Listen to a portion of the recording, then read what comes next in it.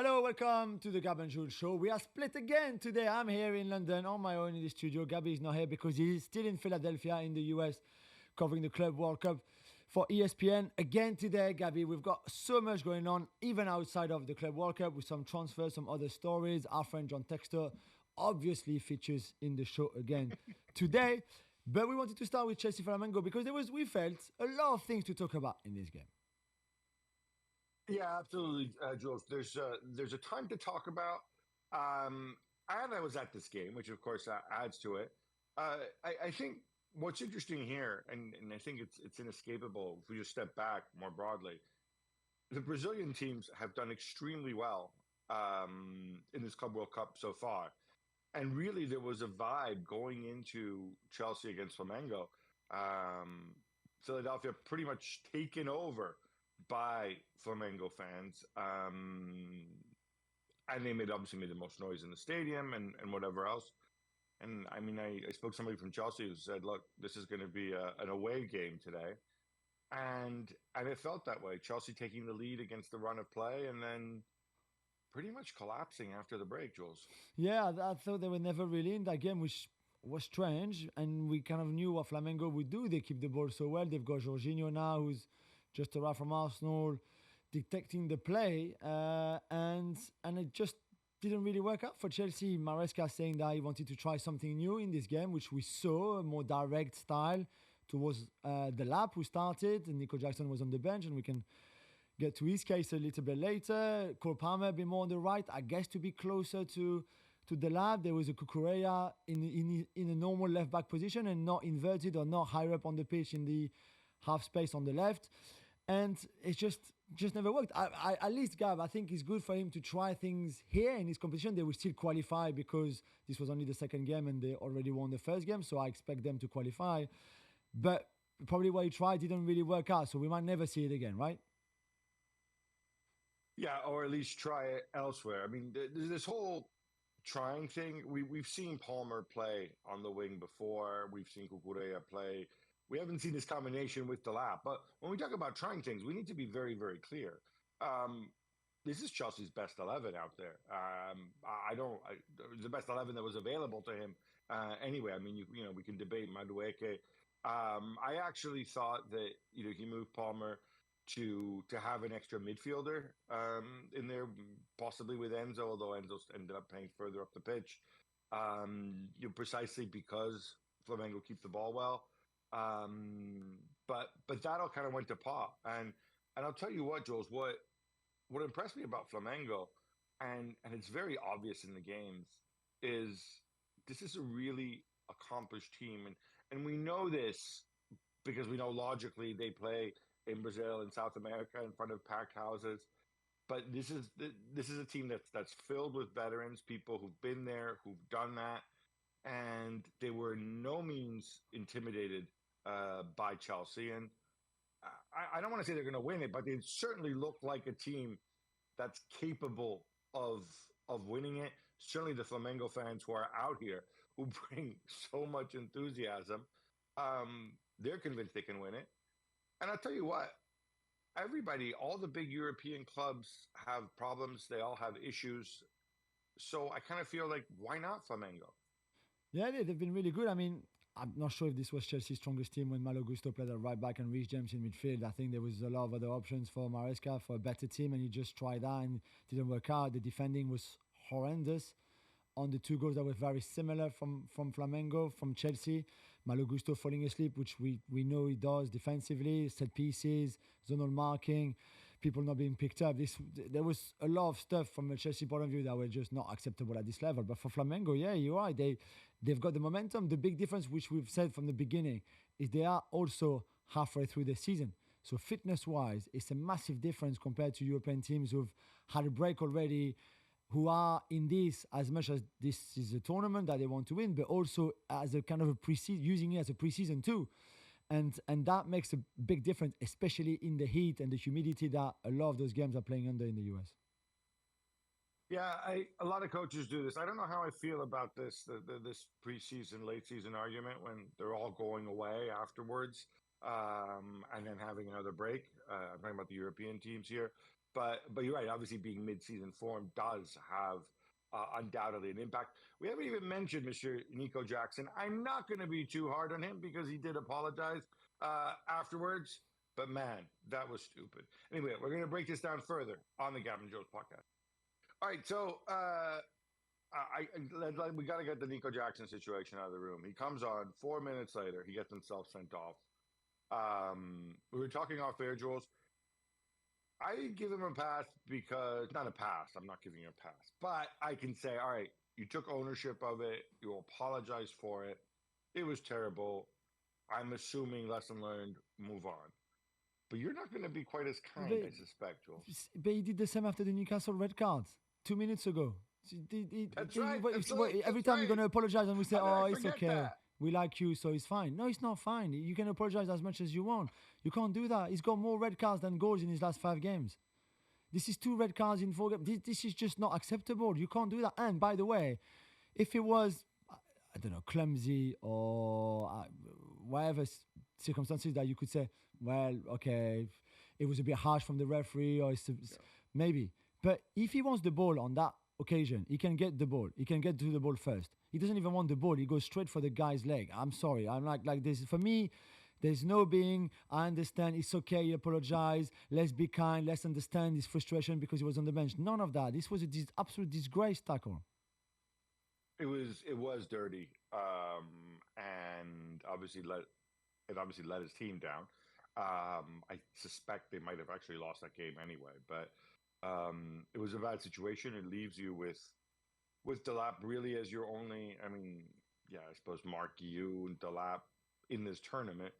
But more importantly, going forward, I wonder how it impacts the dynamic because I'm not 100% sure what Esteval is going to bring to Chelsea this year, given that he's still very, very young. And so I thought, well, maybe if Delap is a success, maybe Jackson can take, get some minutes out on the wing. But to be honest, if he's going to be unsettled by moving around, by not being the main man who plays all the time, I'm not sure that's a good idea either. Because before it was like, oh look, he always gets stupid yellow cards for dissent. Now he's piling up red cards for bad tackles. Not good. It's not good at all. No, I think it's far too volatile too. I mean, this is professional football. This is the highest level, the highest of the high. You just can't behave like this. Whether you're frustrated, not happy, tired, any reason. There's no reason for behavior like that. And again, we saw it against Newcastle. That could have cost his team a place in the top 5 and the Champions League next season. In the end, it didn't. Okay, but still, that was not acceptable. Now it could. I mean, the Boca Juniors boys got 4 games banned. So I expect Nico to get a 4-game ban too. I don't know if he's been confirmed yet or not. This is it. This tournament is over, and I'm not saying that with him Chelsea could have gone all the way and win it, but they would have had more chances to do so than without him, because as you said, Gabby, that leaves you just Delap on his own for the remaining of the tournament pretty much, and the guy has just arrived to the club. So it's just letting the club down so massively in a big tournament like this. It's just not acceptable. Now, I think that's why it becomes big how Maresca handles him. I think it also becomes really big what Maresca does with his lineup. When I said earlier, it was the strongest lineup, and you said, well, I don't think so, not with Malo Gusto and James. I think in those situations, I think we can both be right. What I meant by the strongest lineup is these were the players he had. These are the players he has. Everybody's pretty much available. And, we've seen him do this before, the James in midfield. And obviously Gusto gives you a little bit more of that attacking oomph. I mean, this is his rotation, and so if he's saying he's trying something, he's not trying something that's outlandish. He's never done before. He's not playing the scrubs, and I thought it was really disappointing. I don't have so much of an issue with if you want to play Palmer on the right, you kind of need Malo Gusto for the overlap, and sadly, I don't think you can rely on James week in week out at this stage. But man, it just didn't work. And the Palmer on the wing solution, is this something that goes out the window? Because if I were a conspiracy theorist, Jules, I would look at this and say, okay, you have 2 wingers going into the season, right, in terms of team building. You have Neto and you have Madueke, and you need at least four because you're playing in the Champions League. And then you might have Esteval, or you will have Esteval, but you don't know what he's going to give you because he's very young. You have Tyreek George, who's also very, very young. You don't know what he's going to give you. You don't know if somebody new's coming in. You have João Felix, who you don't want. So you will have Palmer and Jackson in wide areas more often to make up the numbers. And is this a solution? So I throw this to you. Is this a solution? Palmer wide and an extra midfielder in there. No, I don't think so. I don't think so. I mean, Neto played closer to the lap to leave that left channel for Correa coming, bombing forward kind of thing. For me, the fact that Cole Palmer played 81 minutes, if I remember well, and had 32 touches of the ball just answers your question. You can't have your best player on 32 touches in a game like this when he plays 81 minutes. This is just ridiculous. There's subs who come on for the last 15 minutes or games or 20 minutes who have more touches than Cole Palmer in 81 minutes. Again, he's your best player. You have to find a way of having him performing better, because since January, really, he's been poor. He's been very average, and that's not him. But for me, the answer is not putting him like that out wide on the right. Sorry, it doesn't work, and certainly doesn't work when you put Reece James in midfield when you've got Lavia available. It doesn't work for me when Enzo Fernandez is that number 10 either. No. So there was just nothing from that starting 11 and that tactical lineup from Maresca that makes much sense and that actually works. So I'm really hoping that we will never see this again. Well, I think by necessity, it's likely you will see Palmer on the right, maybe with other people elsewhere at some point. I mean, unless the numbers change. I agree with you, and it's so obvious when you're there that when you ask about Chelsea, I mean, Flamengo actually, they pressed intermittently, but when they did press, I thought it was very effective. It was very positional, and I thought Chelsea had a difficult time actually breaking the press with any kind of creativity. But we go back to this. If we're talking about who provides creativity, who's press resistant, I mean, I think this is why Malo Gusto plays, because presumably he offers that, because the two center backs aren't going to do that. Colwell, maybe we've seen him play make in the past, but hasn't really done it since returning to Chelsea. Cuckoo doesn't do that. Reece James doesn't do that. Enzo freaking doesn't do that. I mean, honestly, Jules, Caicedo is kind of your second most technically gifted passer. Is that an exaggeration? No, there's a bit of that, yeah, and I feel a little bit for Caicedo because he's far too much on his own as well. Exactly. A word on Flamengo.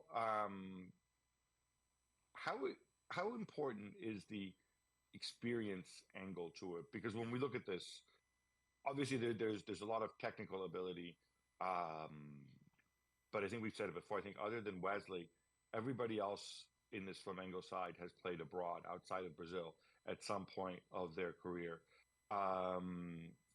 It's Jorginho, it's Pulgar, it's Danilo at the back. Alexandro's still on the bench. We haven't seen him. Presumably, maybe we will at some point. This is pretty remarkable. Can the experience carry you through?